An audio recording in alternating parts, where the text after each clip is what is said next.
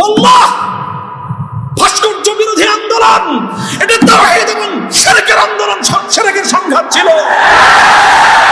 ভাস্কর্যের পক্ষে যারা ছিলেন তারা শিরকের পক্ষে ছিলেন, ভাস্কর্যের বিপক্ষে যারা ছিলেন তারা তাওহীদের ঝান্ডা সমন্বয়।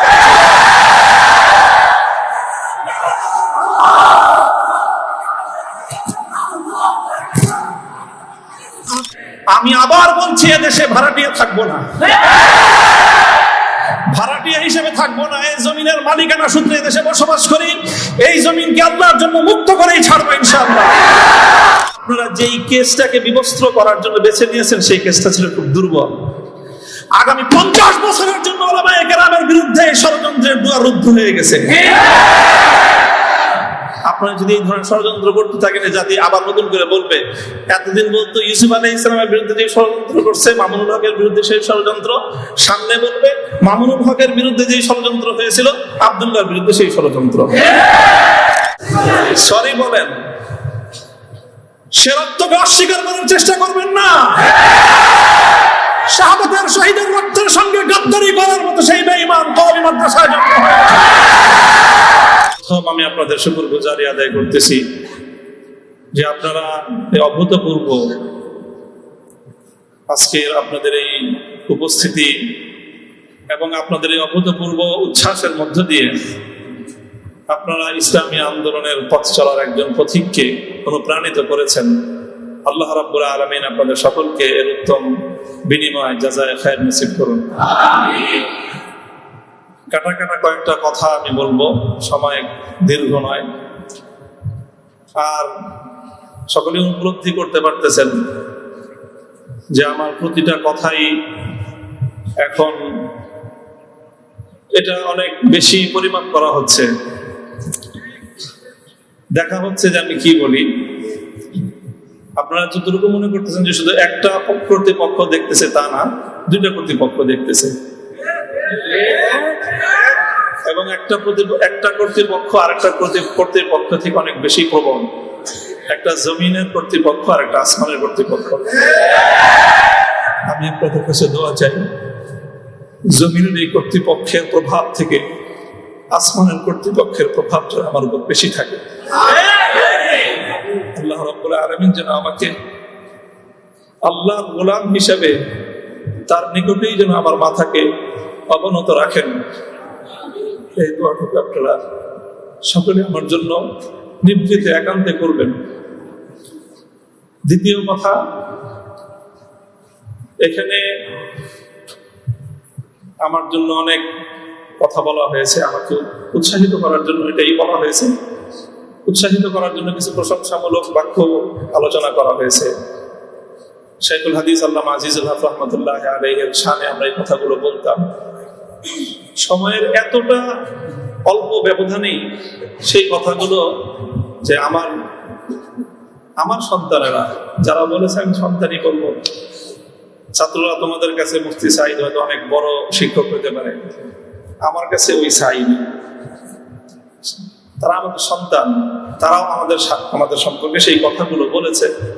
শাইখুল হাদিস রাহমাতুল্লাহি আলাইহি বলতেন যে এই কথাগুলোকে প্রশংসামূলক কথা নয়, বরং আমি কালিমাতে দোয়াইয়া, দোয়ার বাণী হিসেবে, দোয়ার কথা হিসেবে আমি বরণ করে নিলাম। আল্লাহ পাক আমার সন্তানদের, আমার সহকর্মীদের, তাদের এই কথাগুলোকে যেন আল্লাহ আমার হকে, আমার ক্ষেত্রে দোয়া হিসেবে আল্লাহ কবুল করেন।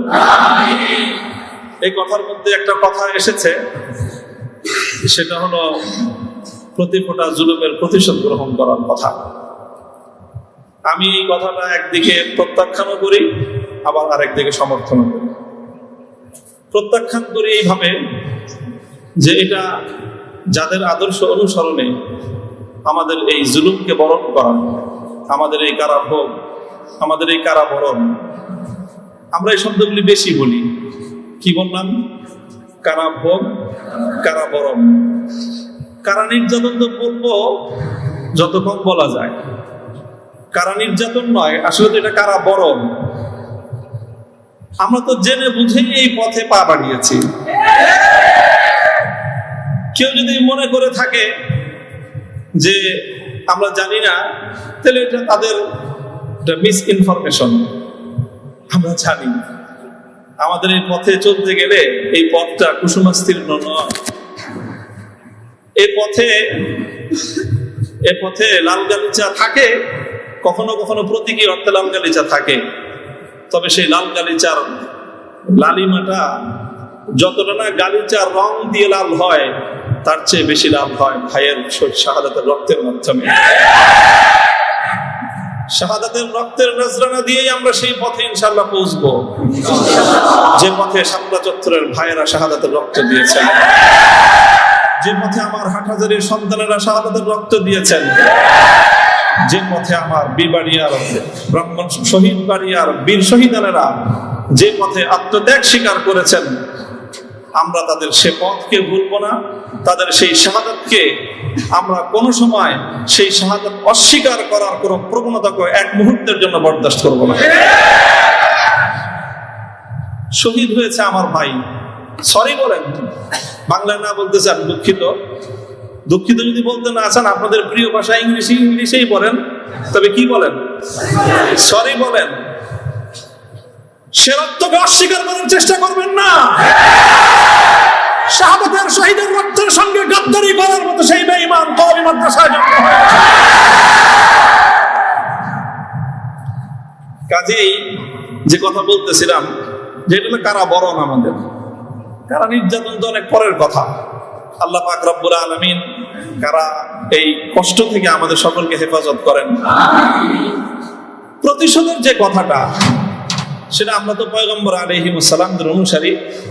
নবী ইউসুফ আলাইহিস সালামের সেই বাণী, লা তাসরিবা আলাইকুমুল ইয়াউম, গতকালকেও আমি বলেছি, আজও বলছি, আমরা কোনো প্রতিশোধ গ্রহণ করি নাই, করতে চাই না।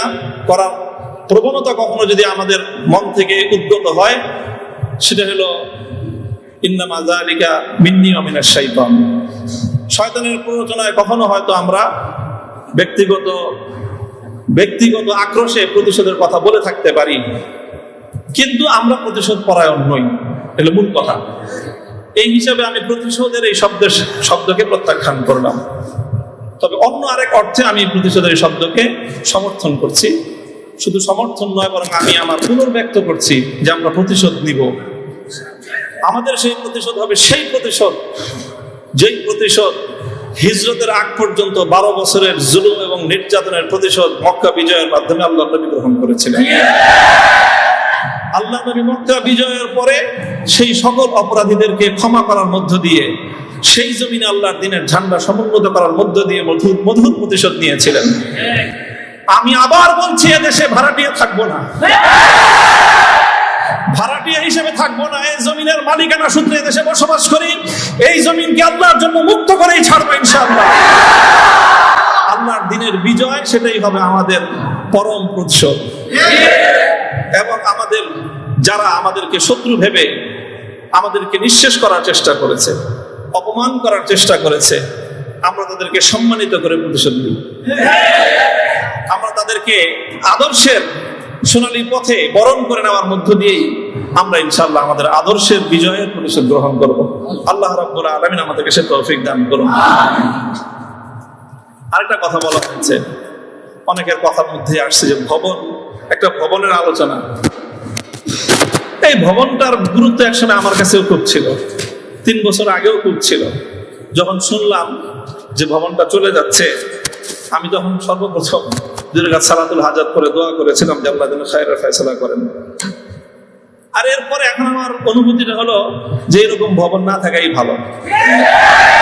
না থাকা ভালো কেন? দস্তারে না দারে মা গমে পেয়েছে না দারে মা হেয়েছে না দারে মেদামে হেয়েছে না দারে। এইরকম ভবন টবন থাকলে এগুলোকে রক্ষা করার জন্য ডানে বামে অনেক তাকানোর প্রয়োজন হয়। ভবনও নাই, রক্ষা করার জন্য কার পায়ের নিচে তেল মারানো দরকার। আজ এখানে মাদ্রাসা, কালকে ইনশাল্লাহ শাইখুল হাদিসের সন্তান মাহফুজুল হক সাহেব যদি নদীর পরে যে বসেন, ইনশাল্লাহ ওই কেরানীগঞ্জের ওই একেবারে ধুলের চরে বা কোন রুটের চর, কোন চরের মধ্যে এর চেয়ে বড় মাদ্রাসা হবে। প্রয়োজন নাই ভবনের, প্রয়োজন নাই মাদ্রাসার স্থাপন কোন সম্পত্তির। ওই পুরাতন যুগে ফিরে যেতে হবে আমাদের। স্থায়ীভাবে আমি এই কথা বলতেছি। এই বিশাল বিশাল আলিশান ইমারত সাজায়, আর সেই ইমারতের মধ্যে সুন্দর সুন্দর আরামদায়ক বিলাসী রুম সাজায়, সেখানে বিলাসী এলম চর্চা। আমি এই কথাটা আমার কাছে খুব মনে পড়ছে, বিলাসী এলম চর্চা। আজকে আমাদেরকে এই বিলাসী এলম চর্চায় পেরে বসেছে। বিলাসী এলম চর্চার পথ বাদ দিয়ে আমাদের আকাবির এবং আসলাফদের মতো সেই খেজুর গাছের তলায়, বট গাছের নিচে সালাদ চাটার উপর বসে আমাদেরকে ক্বালা আল্লাহু ক্বালা রাসূলের তালিম দেওয়ার সেই সবক গ্রহণ করতে হবে। তাহলে ইনশাআল্লাহ আমরা বাতিলের তাফতে তাউসকে উল্টে দিয়ে সেখানে আমরা কালেমার ঝান্ডা সমুন্নত করতে পারবো। মোল্লা মুহাম্মদ ওমর রাহিমাহুল্লাহ তাআলা তিনি সারা পৃথিবীর সুপার পাওয়ারের সাথে টক্কর দিয়েছিলেন। আমাদের বাংলাদেশের মধ্যে কোনো গণভবন আর সংসদ ভবন, বঙ্গভবন কিছুই ছিল না। কান্দাহারের ছোট্ট একটা ঘরের মধ্যে ভাঙ্গা খাটের উপরে বসে টক্কর দিয়ে দিলেন তো সুপার পাওয়ারের সাথে। সারা দুনিয়া মনে করলো যে বেকুবের দল। 20 বছর পর আল্লাহ দেখায় দিলেন যে তারাই বিজয়ী দল। তবে একটা দুঃখ আমার, আমি এই গোটা প্রসঙ্গের সঙ্গে যারা যারা সম্পৃক্ত অধিকাংশই আমার সম্মানিত, অনেকে আমার মুহতারাম উস্তাদ, শুধু উস্তাদ না, অনেকে এমন আছেন যারা উস্তাদ মুকাব্বিব, অর্থাৎ আমি আমার মতো করে শাইখুল হাদিস রাহমাতুল্লাহ আলাইহি আমাকে যাদের তত্ত্বাবধানে গড়ে তোলার চেষ্টা করেছেন, শুধু আমাকে না, আমার ভাইদেরকেও, মাহফুজ সাহেব হুজুর এবং আমি, আমরা দুইজন বিশেষ করে, ওনারা অনেকে এখানে আছেন। কাজে তাদের প্রতি কোনো ধরনের অসম্মান হয়, অমর্যাদা হয়, সেই কথা আমি বলবো না। কখনো ভুলে বলে থাকলে সেটার জন্য আমি নিঃশর্ত ক্ষমা প্রার্থনা এখনো করছি, যে কোনো সময় করব, যে কোনো ভাবে করতে হয় করব। তবে একটা কথা, দুঃখের কথা, হৃদয়ে রক্তকরণের একটা কথা, সেটা যদি আমার বাবার দ্বারাও সেই ভুলটা হতো আমি বলতাম। সেই ভুলটা যদি এখন আমার অভিভাবক মাহফুজ সাহেব যদি সেই ভুল করেন সেটাও আমি বলবো। সেই ভুল যদি আমিও করি, আমাকেও যেন আল্লাহ পাক সেই ভুলটা অনুভূতি দান করেন। সেটা হলো যখন এদেশে মূর্তির বিষয় নিয়ে বিতর্ক তৈরি হলো, ভাস্কর্য নামে জাতীয় পর্যায়ে মূর্তি তৈরি হবে কি হবে না এই বিষয়ে যখন বিতর্ক, তখন আপনারা সেই বিতর্কের মঞ্চে ডিজিটাল ছবি তোলাটা কতটা বড় অপরাধ, কতটা বড় অন্যায়, কত বড় গুনাহ, সেই মাসলা নিয়ে আসলেন। দুঃখটা এই জায়গায়, আপনারা সেই মাসলা উত্থাপন করে তখন এই মূর্তি এবং ভাস্কর্যকে প্রকারান্তরে বৈধতা দেওয়ার চেষ্টা করেছেন। আপনারা বোঝানোর চেষ্টা করেছেন যে আজকের একটা ছাত্র ফেসবুকে তার ছবি আপলোড করা যতটুকু বড় অপরাধ, বাংলাদেশের স্বাধীনতার স্থপতি মরহুম বঙ্গবন্ধু শেখ মুজিবুর রহমান সাহেবের 60 ফুট লম্বা ভাস্কর্য নামক মূর্তি স্থাপন করা সমান অপরাধ। এটা বোঝানোর চেষ্টা করেছেন আপনারা। ব্যাপারটা কি এক? এটাই হলো দুঃখ যে এই কাজটা সামনে করেন না আপনারা যদি ভাস্কর্যের বিরোধিতা করতে ভয় পান তাহলে আমি আপনাকে দোষারোপ করব না।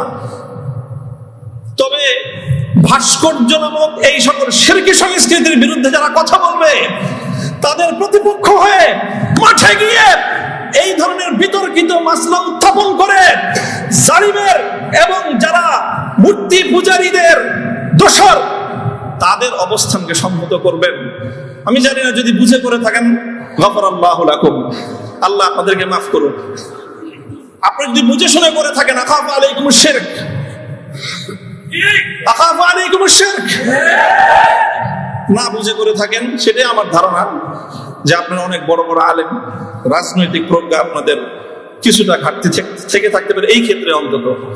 কাজেই এই জায়গাটায় বিলম্ব হলে আপনারা কথা বলেন, বিলম্ব হলে কথা বলেন, ইতিহাস আপনাদেরকে ক্ষমা করবে না। মনে রাখেন না যে আমরা হেফাজতে ইসলামের কিছু নওজওয়ান আলেম এবার যেটা করছে, সরকার একটা ভালো বুদ্ধির কাজ করছে, আগের অতীত থেকে তারা শিক্ষা নিছে। তো শাইখুল হাদিসের মতো, মুফতি আমিনী সাহেবদের মতো বৃদ্ধ মানুষদেরকে তারা আটকায় জাতির কাছে তারা একটা বিশেষ বড় ধরনের একটা আসামের কাঠ করে দাঁড়ায় গেছিল। এবার তারা আমাদের মুরব্বীদেরকে কারো গায়ে স্পর্শ করে নাই, শুরুই করছে মামুনুল হক থেকে, যে এদের হাত পা গুলি সব ভাঙে দাও, তাইলে এই বুড়া মাথা যেগুলো আছে সেগুলো আর কি করবে, এই পলিসি নিছেন। তো কাজেই যেটা করেছেন সেটা হলো, আবারও বলছি, যে এই ধরনের যখন তাওহীদ এবং শিরকের লড়াই হয়ে দাঁড়াবে, আল্লাহ ভাস্কর্য বিরোধী আন্দোলন, এটা তাওহীদ এবং শিরকের আন্দোলন, শিরকের সংঘাত ছিল। ভাস্কর্যের পক্ষে ছিলেন, ভাস্কর্যের বিপক্ষে যারা ছিলেন তারা তাওহীদের ঝান্ডা সমন্বয়।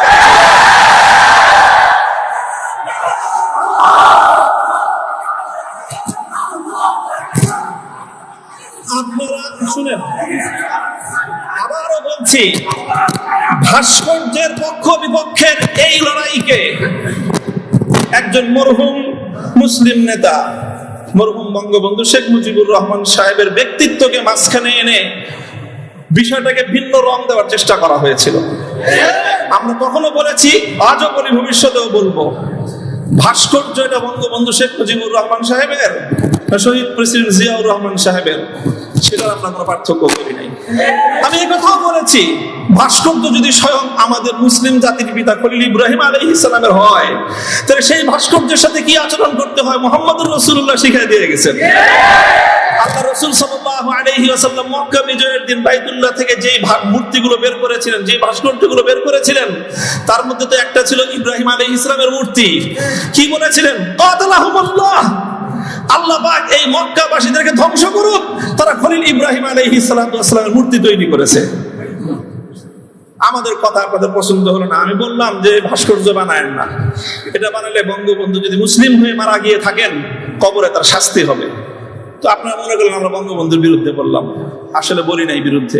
তিনি যদি, আবারও বলছি, যদি আল্লাহ তাকে ঈমানের সাথে খাতেমা দিয়ে থাকেন, আমি জানি না তার কি অবস্থায় মৃত্যু হয়েছে, সেটা কেউ বলতে পারবে না, তাহলে তার ভাস্কর্য, তার মূর্তি তৈরি করাটা এটা তার সঙ্গে চরম বিশ্বাসঘাতকতা। সর্বশেষ কথা হলো এই, খলিল ইব্রাহিম আলাইহিস সালাতু ওয়াস সালামকে যখন এই মূর্তি বিরোধী আন্দোলনের, মূর্তি বিরোধী কার্যক্রমের পরিণামে নমরুদ কি করেছিল? অগ্নিকুণ্ডে নিক্ষেপ করেছিল। এটা তো সবাই জানি আমরা। কিন্তু অগ্নিকুণ্ডে নিক্ষেপ করাটা এটা নমরুদের প্রধান শাস্তি ছিল না। নমরুদ ইব্রাহিম আলাইহিস সালাম থেকে যে প্রতিশোধটা গ্রহণ করেছিল সেটা কিন্তু প্রধান এটা ছিল না যে নাকি কি করেছে, আগুনে নিক্ষেপ করেছে। আরে খলিল ইব্রাহিম কি আগুনে নিক্ষেপ করে আর কি প্রতিশোধ দিবে? যে বেটা তার প্রাণাধিক সুপুত্রকে আল্লাহর জন্য হাসি মুখে কোরবানি করতে চায়, তার নিজের জীবনের দাম তার কাছে আর কতটুকু? তারে কি মারবে আর কি জ্বালাবে? সবচেয়ে বড় যে জঘন্য কাজটা নমরুদ করেছিল সেটা হলো ইব্রাহিম আলাইহিস সালাতু ওয়াস সালাম অগ্নিকুণ্ডে নিক্ষেপ করার আগে ওনাকে বিবস্ত্র করে ফেলেছিল, ওনার সারা শরীর থেকে কাপড় খুলে ফেলেছিল, বাংলায় বুঝেন নাই, উলঙ্গ করেছিল। আল্লাহ পাক রব্বুল আলামিন ইব্রাহিম আলাইহিস সালামকে এর জন্য একটা পুরস্কার দিলেন। সেই পুরস্কারটা আল্লাহর নবী বলেছেন, আউয়ালু মান ইউকসা ইয়াউমাল কিয়ামাতি ইব্রাহিম খলিলুল্লাহ। ও ইব্রাহিম, মূর্তির বিরুদ্ধাচরণ করার কারণে মূর্তি পূজারীরা তোমার শরীর থেকে সম্মানের আবরুর কাপড় খুলে নিয়েছে।